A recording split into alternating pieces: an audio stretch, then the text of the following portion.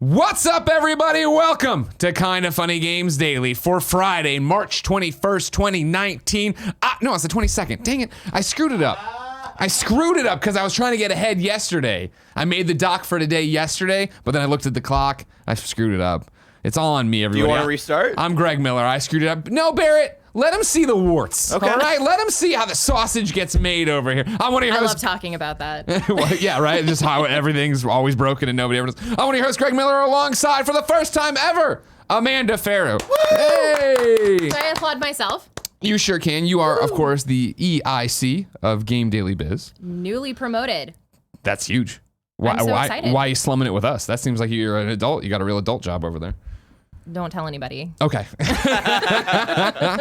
Amanda, if people don't know you, run me through it. Who are you? How did you get in the industry? What do you do in the industry here? What's the EIC doing over there? What's the EIC doing? Yeah. Well, I'm actually EIC of two websites. Ooh. I'm also the EIC of superparent.com. Okay. Where we talk about video games. Yeah. And we talk about parenting stuff. And we talk about YouTube and Momo and all kinds of... That's a lot of things to talk about. Yeah, it's a lot. Mostly we talk about Pokemon Go. Of course, yeah. Kids like that. People like that. Yeah. They really like it. But I got started in the industry almost a decade ago. Wow. Yeah, I got my start at this excellent site called Gaming Angels. I wrote my very first game review for Heavy Rain, which I loved and loathed at the same time. Of course, yeah. Because everybody did. Sure, at that time. Yeah, of course. So I've bounced around a bit. I worked at the Daily Crate, so Loot Crate's blog. I worked there for a little while. I worked at Mike.com, and I started working at Game.Daily.Biz almost a year ago. Wow. Yeah. And now you're promoted. Now you're running the show. And now I'm running the show. Wow, look at that. I don't know. They just said, here are the keys. Don't wreck it. So for you then, as an EIC, what are you looking for? What do you want to do with the site?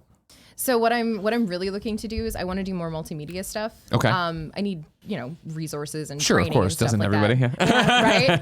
You gotta get them resources. But we do thoughtful news. That's really what we care about, and thoughtful features, deep dives into studios, into the way that people interact with video games in the industry, and the way that the industry interacts with the community and interacts with stores and everything like that. So that's awesome. Yeah, I really, really like what we're doing on Game Daily. Like, we take our time. We're not breaking news all that often. Sure. The only news that we've broken has been about studio closures and layoffs, which is a total bummer. Yeah, of course. But outside of that, we take our time. We love to just do it right. Yeah. We don't have to be the first ones to bat. We just have to be the best. Sure. Yeah. Have some thought behind it, right? Exactly. News with context. Yeah, that's great. Yeah. Well, thank you so much for spending your time with me today. Your final day of GDC. Final day. Yeah, finally, right? It's been a week. We did it. Yeah. We crushed it. It's funny, as I've tried to bring on more and more people to the show, you are a name that has come up universally. You know what I mean?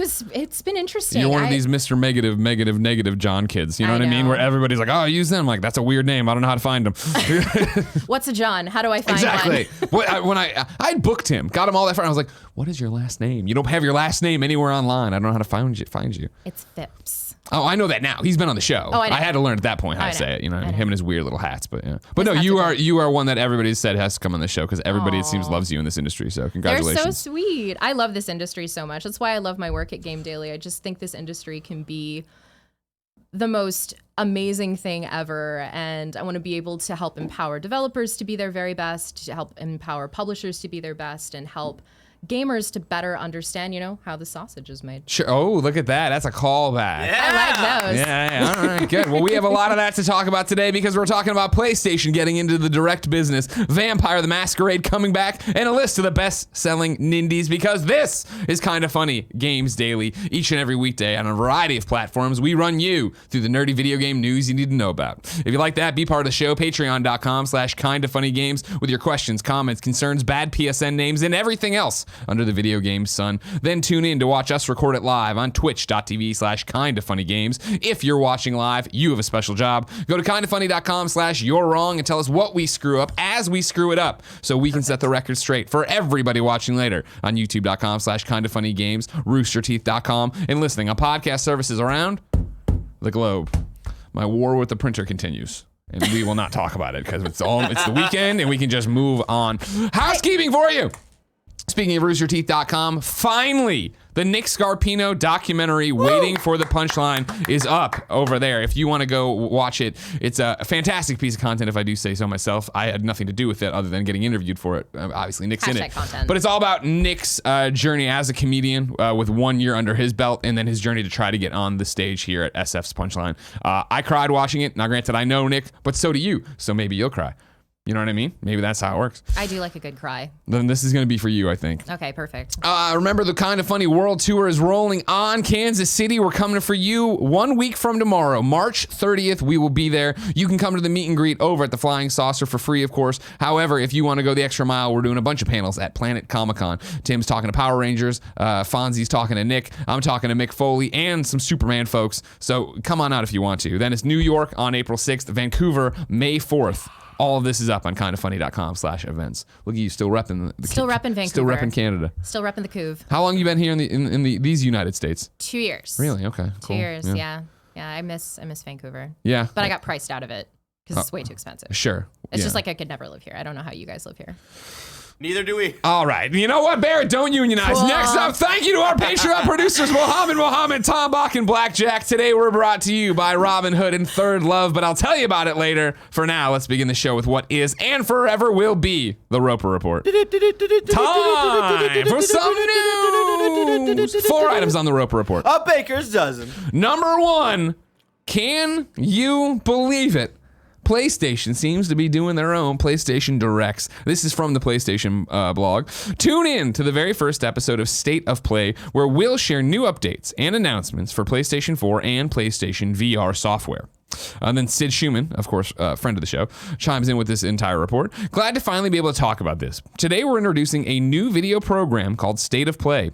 And the first episode kicks off Monday, March 25th at 2 p.m. Pacific time. State of Play will give you updates and announcements from the world of PlayStation. Our first episode will showcase upcoming PlayStation 4 and PlayStation VR software, including new trailers, new game announcements, and new gameplay footage.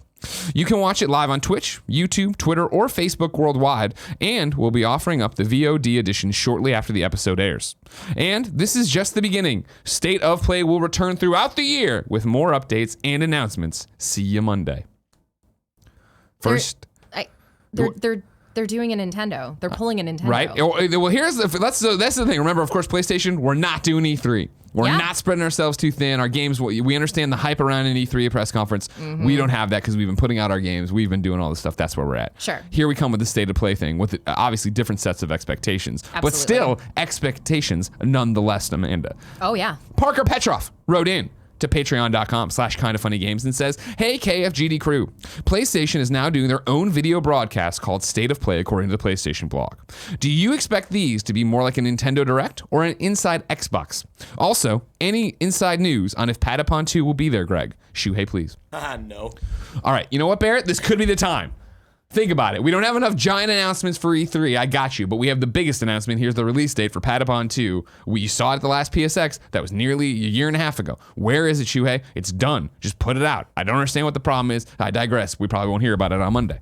We definitely won't hear about it on Monday. What do you envision these State of Plays to be like? I think they're going to be a lot like Nintendo Direct. We're Yeah. going to see some smaller sound clips and bites of what they're going to be releasing, what they're going to be producing over the next quarter, essentially, because that's what Nintendo's been doing now since I think, what was it, 2011? Kindoffunny.com/you're wrong when they started doing Nintendo Directs. If Yeah. Tim was awake and not, I saw him on Instagram stories karaokeing really late, he'd be here to run in the room and tell us, but he's not. Okay, it's okay. It's karaoke. I understand. I think it was 2011 that they did their first Nintendo Direct, and they just stopped doing E3. Yeah, they pulled out E3 and they pulled moved out of this E3. thing. I mean, it's overhead too, if you think about it. Sure. If their resources are going to be better spent reaching people where they are, people are going to be hanging out in their underwear in their living rooms and watching Nintendo Direct, and so watching State of Play. Yeah. Right? Yeah. So I have a feeling that this is going to be Sony's answer to making sure that they're not overspending. And they'll keep their, and I think that we'll see PSX come back this year. Oh, really? This year, you think so? I think hope so. I love that event. Here we go. Lord of Pwn says October 2011 was the first Nintendo Direct. So there you go. I love that I was right. And then, of course, somebody else has a different date later on. No, we're getting everybody but Kebabs is right. Kebabs, as usual, you're wrong and we don't like you. Okay, awesome. Thank you. My thing with it, I think the fact that they're doing a State of Play, right? Where it seems it's all pre-canned. It doesn't seem like it's going to be run live, right? Yeah, when you go back, exactly. because it's updates, it's announcements. The VOD will be later on. It's still they say watch live. Maybe it'll be a hybrid. Maybe we'll see a little bit of Inside Xbox and a little bit of the Nintendo Direct, where they've got some canned stuff. Yeah. But they're also talking live. I don't know. If you're doing it like this, I have to imagine State of Play, even though they say you can watch live as it happens. I cannot imagine why you would switch off to this and have it still be Sid or Ramon or whoever on a live stream being like, all right, we're here. You have a chance to come out and do a polished package and really knock it out of the park. I think you're right in some kind of hybrid way where between a Nintendo Direct. It's got to be somewhere in between the two. Yeah, exactly. Because I feel like I don't think it sounds like I think Nintendo sometimes is too sterile. Right, where it is just like trailer. The Nindies thing we just saw with Kirk and Katie was done really well, right? Absolutely. And they had those interstitials. But even there, it was more like, cool. It was like kind of funny game showcase. We're setting you up to get you in to be done. Whereas I think PlayStation, with their first parties, if they're going to have more of those announcements, right? If we see something from Ghost of Tsushima, you imagine, we're talking about maybe these are every quarter. Who knows if they will be. But you figure this, I would assume, has to be the last one before Days Gone releases in April. So you figure some kind of update there where it would be a polished package with John Garvin talking about how the preview tour went. Here's some behind the scenes footage of what we did would be awesome. But like a nice package of it, right? Yeah, exactly. Rather than just have the talking heads introduce the bits, actually get in there with them in a contained little doc about what it is. But who knows? I mean, this sounds like it's going to be trailers and release dates and game announcements. That sounds awesome, right? Like that, we all want that. Everybody wants that because we've been sitting on the edges of our seats since Sony announced we're not doing E3. Yeah, and what are you going to do then? What are you right? doing then? You didn't do PSX last year. Yeah. So are you doing it this year? What are you guys doing? So maybe, I don't know, maybe we won't see PSX come back. I'm hoping we do because how else? I really hope we do. Yeah. Because they don't have any other live events. Yeah. Unless you go to Paris Games Week, I guess. But who goes to that? Yeah. I can't afford that. French people. I know, right? With their baguettes and berets. Get out of here. No, I mean, I want them to get back to being the PlayStation that they were at the launch of PlayStation 4. Yeah. And not that I'm not hating on what they've become here, but they have been able to not take their foot off the gas, but stop talking to the audience in the way they needed to at the beginning of the PlayStation 4 life cycle of hey, no, we're cool in games, we're here for it. Now but they also did that at the end of the PlayStation 2 cycle where they stopped listening to their fans. And so that's always the concern. And but Xbox ended up eating their lunch during the PlayStation 3 era, even though they had a number of really great exclusives. Xbox outsold them from what I remember. I could be wrong. Please tell me if I'm wrong. 360 PS3? Yeah. Yeah. Xbox outsold them when it mattered, when it was happening, but PS3 gained in the end and outsold it at the very end. Yeah. But by then, the tale was written. Yeah, you know what exactly. I mean? That Xbox won that generation. Yeah, won that generation. Exactly, right. Much in the same way that, that Sony has definitely dominated. Oh, yeah. For the most This has part. been a completely different ball of wax in terms of how this is going. Definitely. So it'll be interesting to see what Monday holds. I'm open to it. Oh yeah, I mean, we love the hype. We love these kind of announcements. Sure. I love to not know what's coming, especially when it is cool. Yeah, what does 2019 look like for them? We really don't know, right? Days Gone, great in April, and then what? Last of Us, Ghost of Tsushima, Yeah. Death Stranding. Where are these games in their development pipeline cycle? Because Sekiro is already out, right? Yeah, it came out today. Yeah. So I mean, that's it. It's that and Days Gone, and then what else do we have? Well, Sekiro's not even exclusive, right, to PlayStation. That's everywhere. Yeah. I don't know, man. That's just from their E3 showcase. Oh, I see what you're saying. I'm sorry. That very interesting E3 showcase. Yeah. Very, very interesting between rooms. Yeah. But then with Sekiro out, what does that mean for Ghost of Tsushima? Do you want to space them out more? Are they that different? I hope so. I hope they're different. I have a lot of questions about a lot of things. Is it coincidence that Andrew Goldfarb went to Sucker Punch and now this is happening? Probably. But let's just say maybe he made big moves up there and made this happen. Speculation. He was like, you know what, Sid? We got to do these kind of Nintendo Directs. All the kids love them. Dapper Stephen with a PH wrote in to patreon.com/kindoffunnygames and says, what's up, KFGD? With PlayStation announcing the State of Play coming Monday, I only have one burning question that comes to mind. Will there be a Kind of Funny live reactions just like the one for Google Stadia? Stadia, that's what I said. Stadia. Like a chicken tostada. Stadia. Stadia? Salvia. There you go. Slevia? Stevia. Nailed it. Yes, there will 100% be a live reaction to this. Are you kidding me? 2:00, you can come to twitch.tv/kindoffunnygames. We'll be live reacting, seeing what they got up their sleeves, because that's what we do here. We just react to other people's content. One That day, sounds awesome. I hear people like Game Grumps a lot. Probably one day we're just gonna watch their content and react to that and see if that takes off. Number 2 on the Roper Report, Vampire the Masquerade Bloodlines 2 has been revealed. Everybody's freaking out on the internet. Amanda, you were there last night at this preview event. I was there at the preview event last Let me night. tell you, preview events, so boring. You show up, some guy talks to you for a little bit It's about true. the game, then you play the game and you leave. Yep. Is that what and happened last sometimes night? No, that's not even a little how last night You went. started telling me about this event. I'm like, well, this has to go on the Roper Report. So what the hell happened last night? Okay. What is this game? Let's start there. Let's start with the game. So Vampire the Masquerade Bloodlines is a White Wolf game. And it's based on Vampire the Masquerade, which is a long-standing tabletop game. They made it into a video game, a couple of video games in the early aughts. And the last one that came out was in November of 2004. It's a beloved cult hit. People love Bloodlines 1. It was a mess, but it was a beautiful, beautiful mess. So I loved it. Sure. It's great because you get to play as a number of different vampire clans and the story's wonderful. So Bloodlines 2 was announced yesterday and it's being published by Paradox Interactive. So they do games like, they have Battletech and they do Stellaris and a bunch of other like really interesting Weird. real-time strategy games for people that love real-time strategy games. So this is a departure for them. This is a departure for Paradox. Sure. And I got my hands on it yesterday. I got to see it in action. It is in every way a Bloodlines game. Okay. It dives deep into choice and decision making. Okay. Absolutely. And the combat is very fast-paced. It's brutal. There are a number of different decisions that you can make. They've decided to pare back a lot of the using weapons so that you can use your fists, you can use your vampire abilities, because like, why not? Yeah. You're gonna go jump around and turn into mist and then punch a guy's brain out, I guess. Sounds like a good one. That's my good, kind of right? vampire, yeah. That's my kind of vampire game too. It's the kind of game I've been waiting 15 years for. No big deal or anything. So the reveal event last night was bonkers. I've never been to a reveal event like this, and I've been doing this for a long time. Yeah. It was an alternate reality game. I don't know if you've ever played an alternate reality game before. No, but is this like AR, like augmented reality, where I'm walking? No. So an alternate reality game is like where it's role playing essentially. Okay. But it's for a very specific purpose. So we rolled up and we got put into this room where they had to onboard us and make sure that they're like, "Are you sure you want to participate in this game?" Like, bro, I just want to play the game. Yeah, I just want to play the game. just like hook me up, hook it into my veins. It's fine. And they asked if we wanted to participate in the ARG as well. So we get into this warehouse essentially. Okay. And we have to wander around and we have quests. We ended up getting this brochure full of quests that we needed to wander around and talk to people and convince them to give us pins so that we could talk to the CEO, like this fake CEO of this Tender. Oh, app. Tender. Okay. Tender.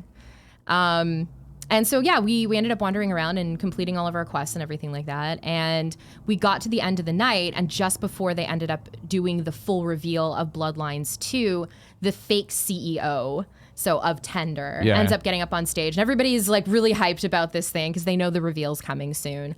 And it's revealed by his co-founder of Tender that vampires are misusing this app to profile people so that they can like find better meals with their essence. Sure. Yeah, because every once in a while you want to have a Cabernet or you want to have a yeah. Merlot. Yeah, but with people. Fine finishes of oak and cherry, right? Exactly. Yeah, you need that. Apparently you also need that if you're a vampire and you're looking for the most exquisite bite. Tender's just a shopping list of like what can happen. Okay. Entirely. So once that was revealed, it was great. And then Paradox came out and they revealed the trailer for the game and had a conversation about, the game itself. The game was not there. Okay. Because it's an alpha right now. Sure. So everything's behind closed doors and it's a hands-off demo. Yeah, you talked about it. It's still a ways out, right? It's still a ways out. It's been in development for 3 years now. Okay. The crew that's behind it, I think it's Hardsuit Labs. Pretty sure. Please correct me. Kindoffunny.com/wrong. It's perfect. I love that. I wish I could have that all the time in my actual life. Well, sometimes it's just them arguing with you, so don't get too careful what you wish for on that. Oh no! Nickel and diming. I've opened up Pandora's box. Yeah, don't worry. Go ahead. All right. Anyway, so yeah, it was a wonderful event. It was the most bonkers thing ever, and there was role playing everywhere and vampires everywhere, and it was really cool. That's awesome. So did it? I mean, you liked the first games, right? You I said did. A Beautiful Mess. Yes. Do you feel like this is on the right track? Absolutely. From everything you heard? From everything that I've seen and everything that I've heard and the way that the development team has talked about what they want to do with the game until it releases Q1 2020, I'm really excited. That's awesome. Like, I'm really hype about it. It seems like everybody who came away from it last night, the previews I was able to glance, like, seems super positive, right? And people are into it. It seems like there's a really deep character customization thing of, like, jumping in. Yeah, exactly. And that kind of customization will influence the clan that you will eventually end up joining. Gotcha. That's awesome. So, yeah. Cool. It's going to be great. I'm really, really excited. Capitalist Pig says, the Bloodlines 2 developer, Hardsuit Labs is the name. Yeah, exactly. Thank you. Too.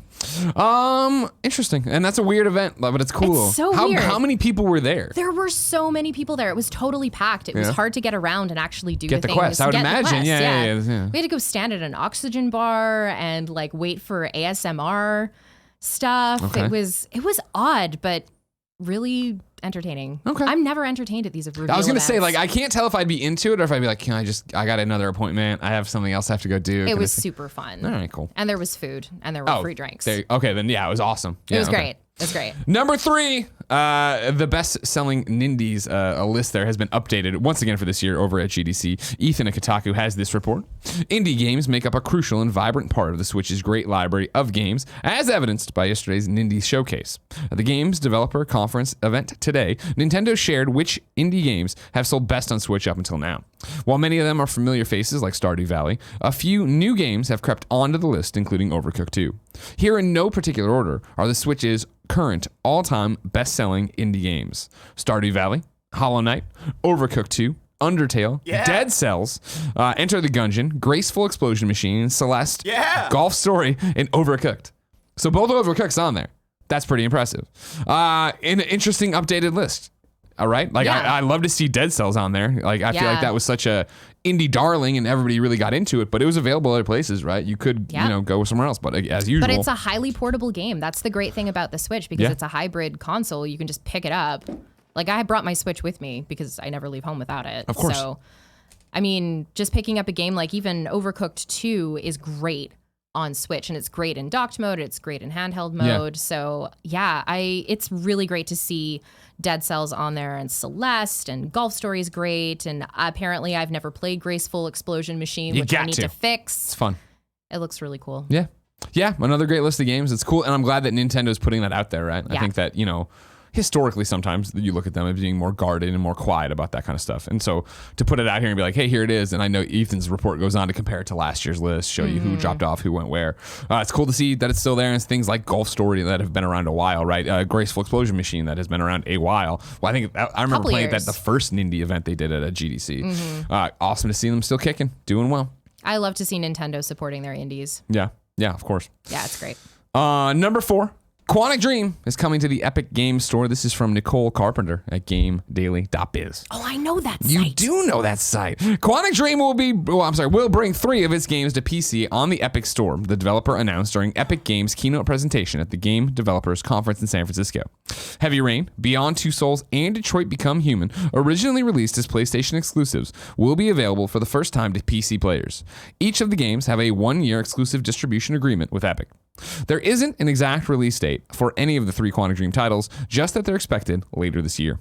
Quote, "We are so grateful for 12 fantastic years of collaboration with Sony Interactive Entertainment and all they have allowed us to create and produce. Quantic Dream co-CEO," oh man, it wasn't David Cage, it's the other guy. Guillaume. Guillaume? Oh, really? Okay. Fontemire. Thank you, Amanda. Man, it's so great having an adult on this show for a change. No, it's just Canadian. Okay, good enough. It's okay. Said in a statement, "With this new partnership with Epic, we can now expand our products to a wider fan base and allow PC players to enjoy our titles." End quote. Pour one out. You know what I mean? We knew it was coming. Thing. I know. Yeah, of course, everybody should be able to play games all over the place, right? Absolutely. Yeah. And I think that's what's really interesting with what Tim and Epic Games are doing is they really want to break down those boundaries, and they're like, no, everyone should be able to play any game ever. Sure. You were telling me beforehand, right? You did an interview with Tim recently? No, I ended up sitting down at the keynote presentation, and what I ended up doing was pulling together a dissection of his management style and how that has, essentially made it possible for the Epic Game Store to be a thing, and it's more inclusive, even though there are these exclusives, which tends to ruffle some feathers here and there. But yeah, I think that Quantic Dream coming to PC, other than Indigo Prophecy, because that was their last PC game, I think. But yeah, these are PlayStation ones, These are right? PlayStation games. So yeah, I mean, like I said, Heavy Rain was my first game review. That's crazy. Yeah, it's a really old game now. I know, I've been doing this for such a long time. Yeah, I don't know. I remember skipping the Super Bowl to keep playing it because I was trying to platinum it before it came out. That's perfect.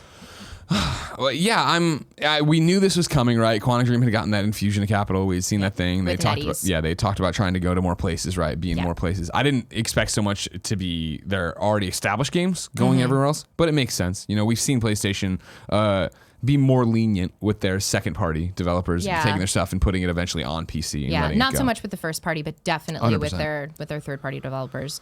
So I think that this is an interesting opportunity for Quantic Dream to come back swinging and be like, no, we're still here. You can go back and play our older games. Yeah. Everyone should go back and play Heavy Rain. If you've never played Heavy Rain, play Heavy Rain. You should. Madison's Bay. Seriously. Exactly. And then go play the Taxidermist DLC, which makes the game that much better. Also true. That's also very true. You know your games. I appreciate that.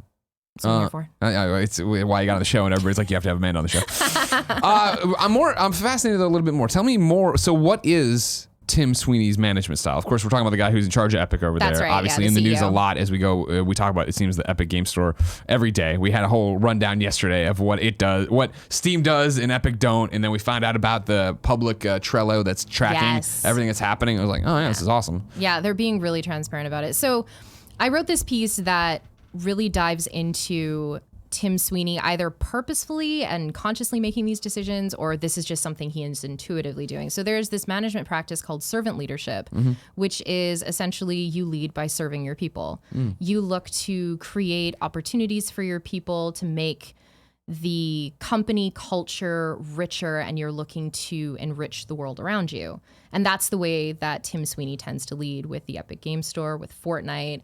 I mean, coming back and giving developers a bunch of money from their Unreal licenses going back 4 years, and Sweeney attributing it to getting that Fortnite money. Yeah. And that's essentially what he said during the keynote. Totally. And it was great because he's like, no, Fortnite has afforded us a ton of success, and we want to pass that on to developers. And it shouldn't matter if you develop with Unreal Engine or not, or if you sell with us or not.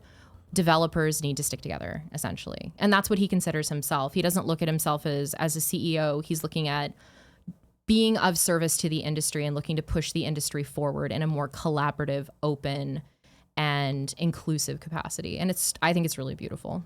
So here's my question. Stick with me. I'm not. Are you a PC gamer? Would you I'm consider... an all gamer. Okay. I play like everything. So because when we talked about the Epic Store and the Steam stuff, it's been brought up before. Like Greg really doesn't know the marketplaces, so he's just, and it's true. I don't know the marketplaces because I'm not in them every day. Sure. Right? Yeah. I've been surprised, obviously, and not so much the Kind of Funny best friends, but other things I see out on Twitter or on subreddit or whatever. People thinking that the Epic Store is anti-consumer, right? Or it's actually got an undercurrent of to it. It seems like that's it's a really cynical way of looking at it, I think. And I mean, there's a healthy dose of cynicism in this industry that needs to be there, because you don't want to be bamboozled as a consumer. Yeah. But I don't think that what Epic is doing is anti-consumer. I think that what they're doing is they want to create competition, and competition is good for any industry. There needs to be. Steam has had a near monopoly for, oh my goodness, almost 15 years. Yeah. And Epic's looking to shake that up. They want Steam to do better, and they want the industry to be better. And they want to do better for developers, because when developers have more money, they're able to make better games on time and to support the communities that love those games. Cool. You nailed it. That's my thing is and I'm not trying to make excuses or whatever, be super pro Epic. I thought before the Epic Game Store, they were making all these, they're doing that, and they're giving the money back, and they're doing that. And then when they started the Epic Game Store, it was like, it's a better cut. They're actually being blah, blah. Yeah. But so many people are like, well, what about returns, and what about chat rooms, and my take has been, I think it was that they launched this thing to compete at the moment, but they have to add that in later as they go. Yeah, absolutely. I think that where they were was building a minimum viable product, right? They just want to get something out there. Yeah. And part of the draw for the Epic Game Store has been, you know, I prefer the experience. I just go on there. There are games that I can buy. There are games that I can play, and that's it. And I have my friends list. What else do I need? I don't need achievements. I don't need mod support. Let's not get crazy about achievements and trophy systems. All right, Amanda.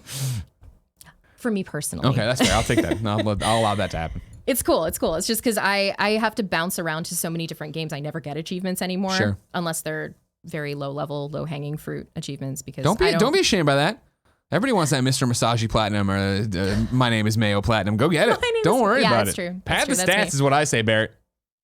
All right, Barrett. You know, come on. I need more energy. I know it's been a long week. All right. Amanda, I'm excited to see how the war between Epic Games Store and Steam nets out in the end. Duking it out. But it's still so far away till we know what happens.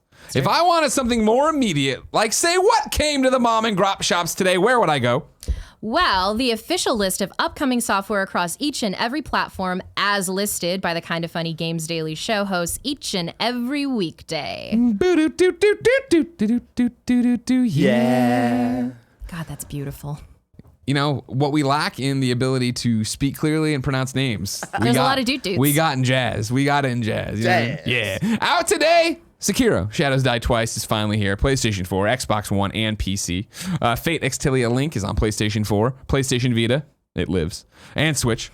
Stories, The Path of Destinies is out on Xbox One. Man, I remember that. That took a while to get over there. I remember playing that on PlayStation 4 forever ago. Mm-hmm. Unravel 2 is on Switch. Woohoo. Oh, man, okay. Tide, Wag, Ver, Niemand is on Xbox One. Nailed it. Mini Golf Maker is on PC. Gladiators, Ludus Manager is on PC. Arctic Fleet is on PC. Time Over is on PC. Out of the Park Baseball 20 is on PC. Bunny Parking is on PC. And Sushi Time is on Switch. I'm excited about Bunny Parking on PC. I mean, that's the one that stood out for me. Barrett, can I get a trailer for Bunny Parking on PC while I talk about new dates? Yep. New dates for you. EA Dice reveal that a new mode is coming to Star Wars Battlefront 2 on March 26th. Capital Supremacy will bring a new Clone Wars era authentic experience to the game as it pits its forces of the Galactic Republic against the Separatists in a fight that fuses non-linear ground battles with thrilling invasions and takedowns of capital ships. Show the people here. Hold on. Okay. You're doing it and then it crashed. Spike Chunsoft announces that AI, the Somnomia files, will release July 25th. It reveals that the RPG Crystar will launch on August 27th. And then new Fire Pro Wrestling DLC from Suda51 is coming, and it sounds crazy. I mean, anything that Suda's involved with is bonkers. Because I didn't realize in '94 he did a storyline for Fire Pro about the Vanishing, where it's like all this murder and suicide and stuff, and they're calling this again the Vanishing. So it looks like that's going to be great, an updated version of that. Cool. Here is the silver case comes to wrestling. Exactly. Here's Bunny Parking. It is a bunny. Oh, now we're hopping around, but it's that's great. Bunny. I'm going to cover that on Super Parent. Of course, yeah. That's perfect. Entertainment. Look at it. Look at that hashtag content. Yeah, exactly. Wow. Okay. Yeah. All right. Party mode right there, Barrett. Okay. More new dates for you. Aaron Hansen, voice actor, animator, and co-host of the comedy gaming show Game Grumps, will be delivering the opening Storytime keynote at PAX East Thursday, March 28th at 10:30 a.m. in the main theater. Construction Simulator 3 is coming to iPhone and iPad April 10th. Now, it's like LaCroix, right? So it'll be Croiler Sigma coming March 28th to Nintendo Switch. And then Sea of Thieves gets the anniversary update, the biggest content update so far, and it'll be coming free to all players on April 30th. Deals of the day for you.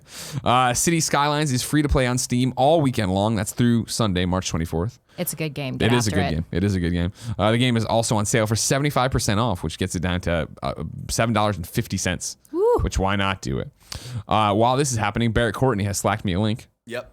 Oh, is this breaking, or did I just miss it this morning? I think I saw it. I think you missed it. I just missed it this morning. Yeah. Late breaking Roper Report news for you. This is from Sal Romano, of course, over at Gamatsu. Thank you. Persona 5 R News is coming March 23rd, which, if you're keeping track at home, that's tomorrow.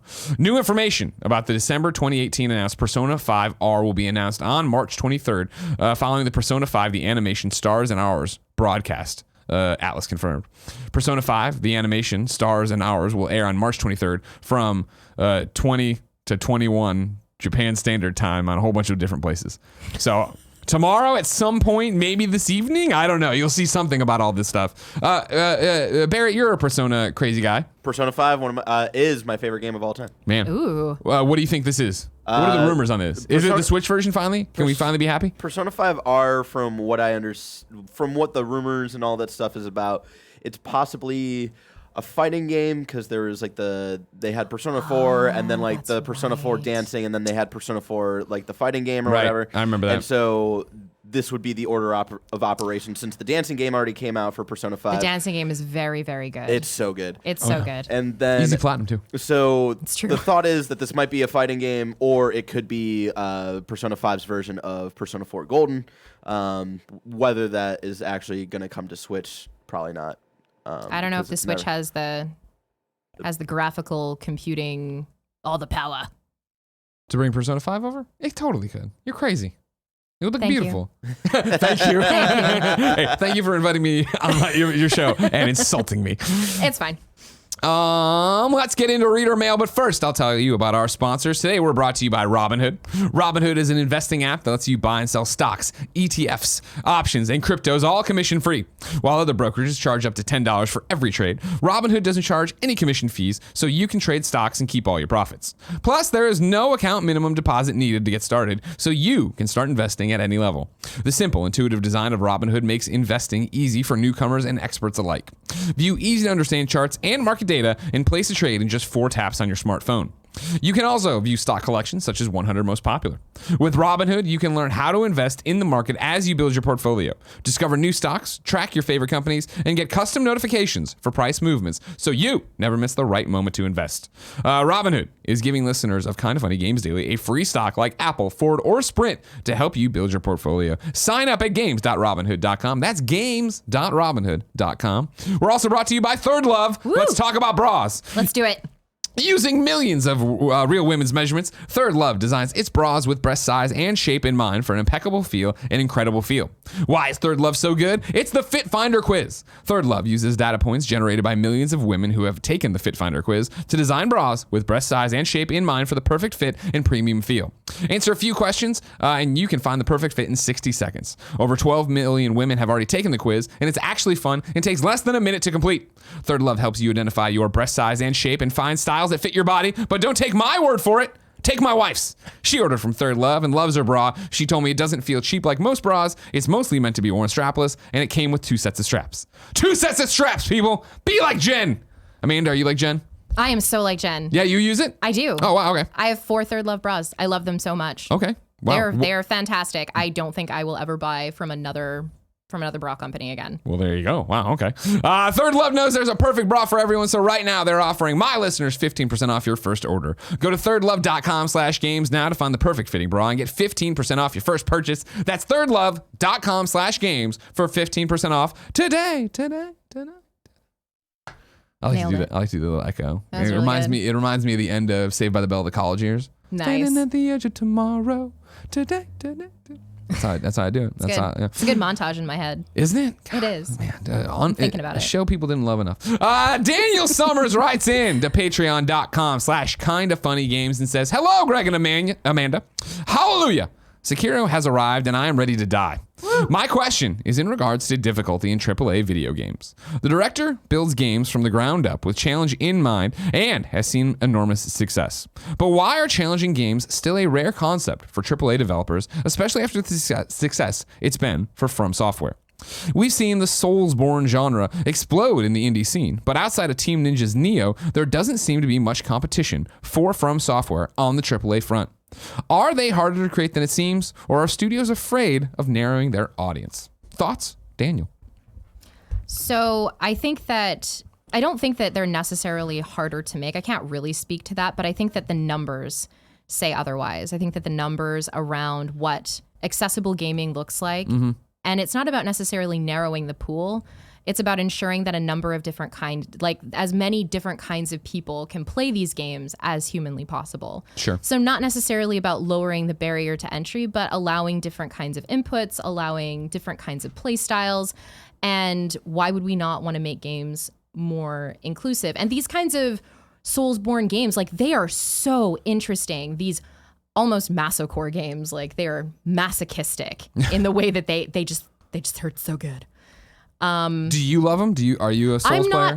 I'm not a Souls player because it requires a lot of time, and as a mom, I have almost no time to play video games. So that's why I play everything on my Switch. Sure, of course, yeah. You know, or I got to imagine, you got to put these kids to bed and then sneak off and try to play a little bit of time. Yeah, that's pretty much it. Yeah. And really, I'm just playing The Division right now.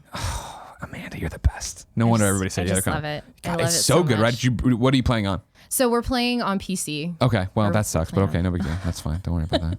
I have a really nice gaming PC. I gotta use it. So I think it's a numbers game.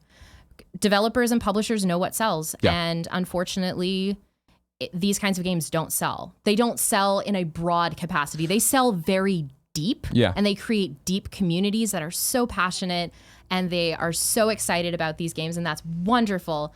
But for big AAA publishers, they are looking to cast a wide net. Yep. So that's really what that comes down to. They're playing the numbers game, and they have to. They have fiduciary, it's a big word, fiduciary responsibility to investors. Man, you should host this show. You say everything more eloquently than I do. I just come stumbling in like a bull in a china. Don't make fun of me, Barrett. All right, Barrett. Cut your own microphone.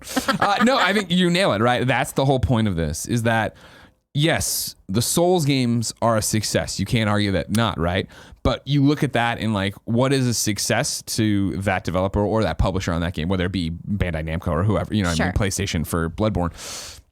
That is a sliding scale for every company you deal with. Absolutely. And so, yeah, it's awesome to have a favorite that has an awesome audience, blah, blah, blah. But like, if the audience is, thousands, obviously, but if it's just still so small, you can't cater to that audience. So I mean, if you look at the critical success of Soulsborne games, they are always very, very well received by critics. They're always well received by the community. But then you stack it up against the giants right now that are Apex Legends, Fortnite, PUBG. People want to be playing games that they can jump into, they can get better at incrementally, but it always feels like they're moving forward, and they can play with their friends. Yeah. I mean, that's where the money is right now. Right. Yeah. So I mean, publishers are going to go where the money is. Yeah. Developers, that's why we have indie and mid-tier developers. Sure. That's why THQ Nordic exists. To find these people's games that had a very small cult following by the IP. Somehow, not even put the game out, but eventually they're going to, I don't know what they're doing. I don't know what they're doing there. Amanda, would you believe more breaking news? Oh my goodness. Unheard of. I'm reading now from the Xbox Wire. Announcing ID at Xbox Game Pass, a showcase of indie games coming to Xbox Game Pass. We're excited. You didn't get kicked in the head in thinking you imagined the PlayStation Showcase. There's another showcase coming your way the day after the PlayStation Showcase. We are excited to announce ID at Xbox Game Pass, a stream highlighting great indie games coming soon to Xbox Game Pass, premiering March 26th at 9 a.m. Pacific time. In this show, you can expect to learn more about some of the hottest ID at Xbox titles coming to Xbox Game Pass with new reveals, gameplay highlights, and conversations with the developers. Fans will be able to check out the first episode here, which is the link, obviously. In our debut, we'll dive into games previously shown at E3 and XO18. Expect hits such as After Party, Void Bastards, and Supermarket Shriek to be highlighted. In addition to new game announcements, we'll also share a visit to Night School Studios, the creative team behind the hit game Oxenfree, for a behind-the-scenes look at their upcoming game After Party.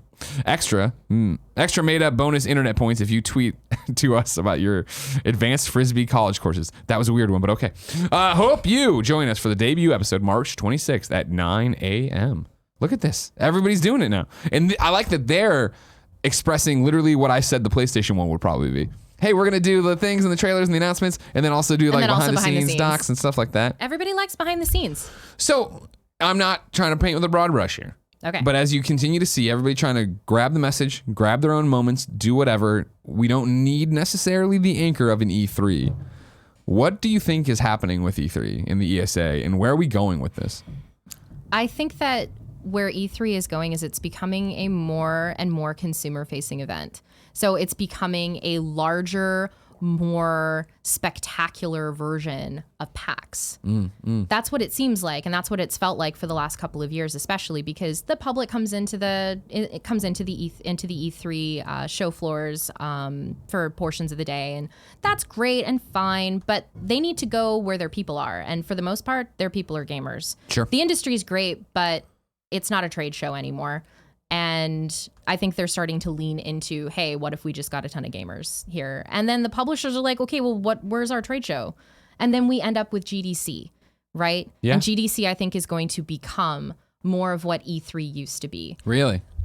Based on what happened with the Vampire Bloodlines reveal, that's an E3 quality kind of reveal event. Google Stadia too. Google Stadia, absolutely. You know, and some of these other updates that Xbox has had, that, you know, Epic Game Store and everything like that they've had as well.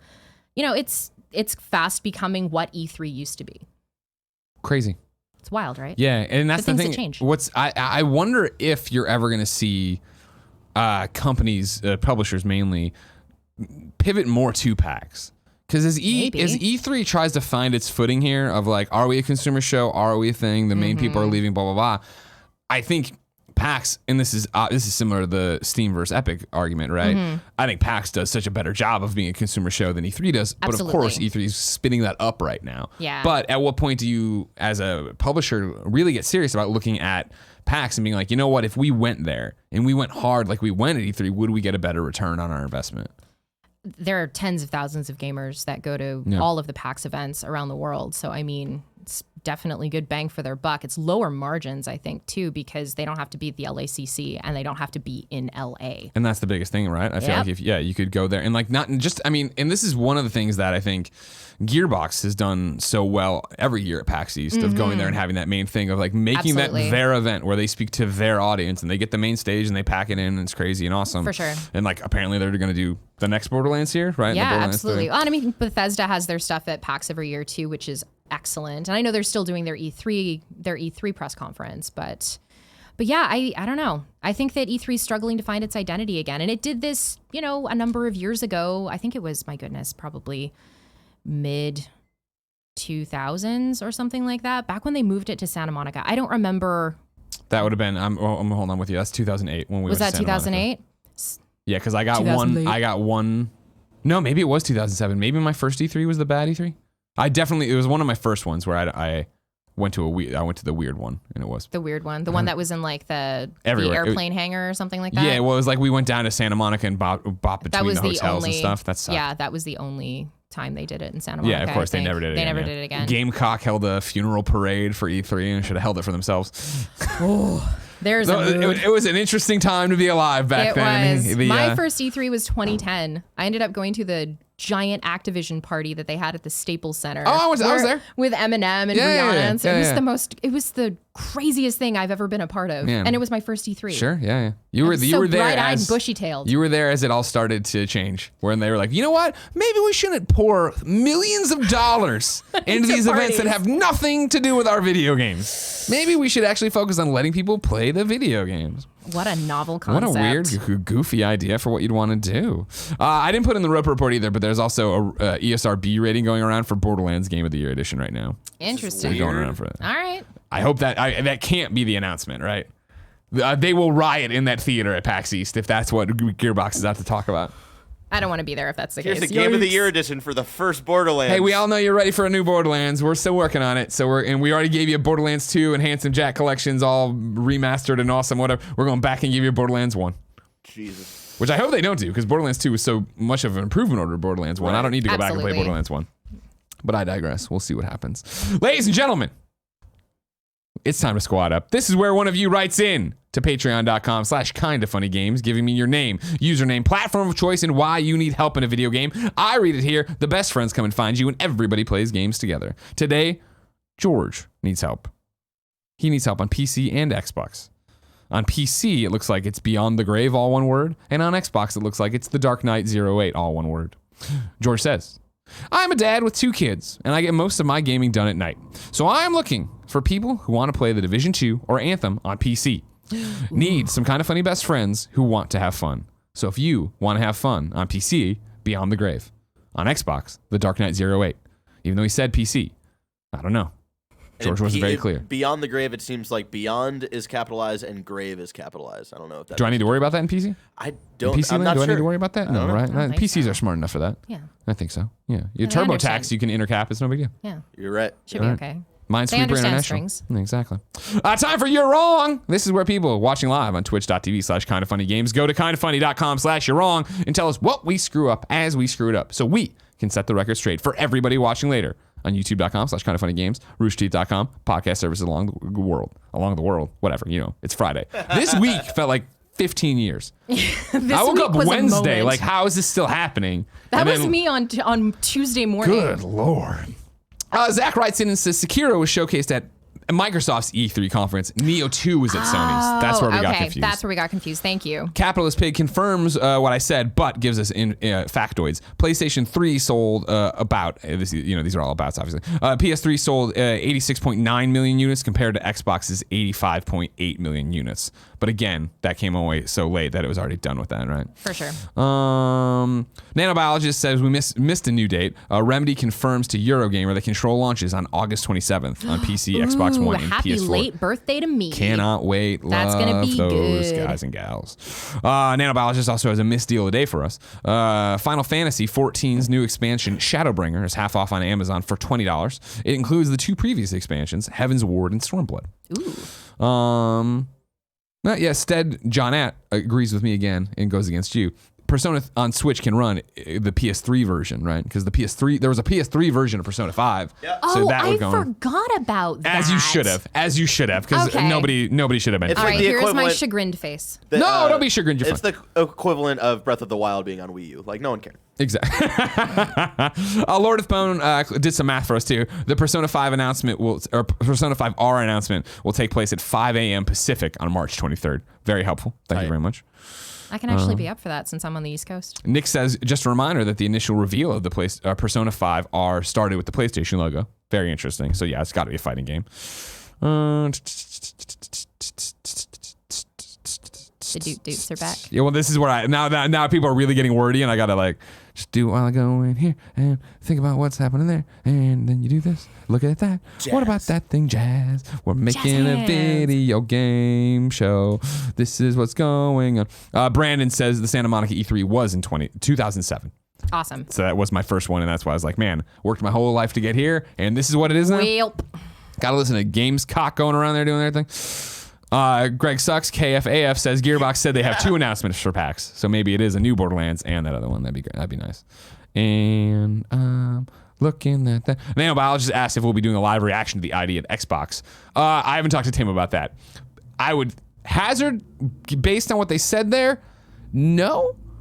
I don't know why. I don't know if there's going to be any After Party is awesome, and I can't wait to play After Party, but I don't want to talk over them talking about their thing. PlayStation's more ambiguous, and it's the first one, so what? I don't know. That's a great question, I guess. I don't know. PlayStation seems like since they're telling us nothing, I'm expecting more, whereas Xbox is setting my expectations correctly, and I'm like, I don't know, do I want to talk over you talking about it? I just recap it on Games Daily. Yeah, there you go. If you didn't know, ladies and gentlemen, this has been Kind of Funny Games Daily.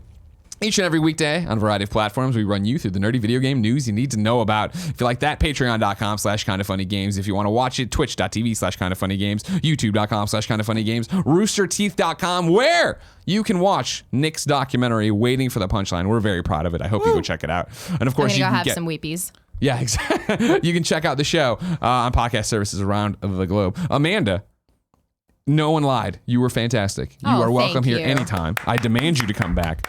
I will do this thing. While you are gone, though, where can people keep up? Where do you want to direct people to find you?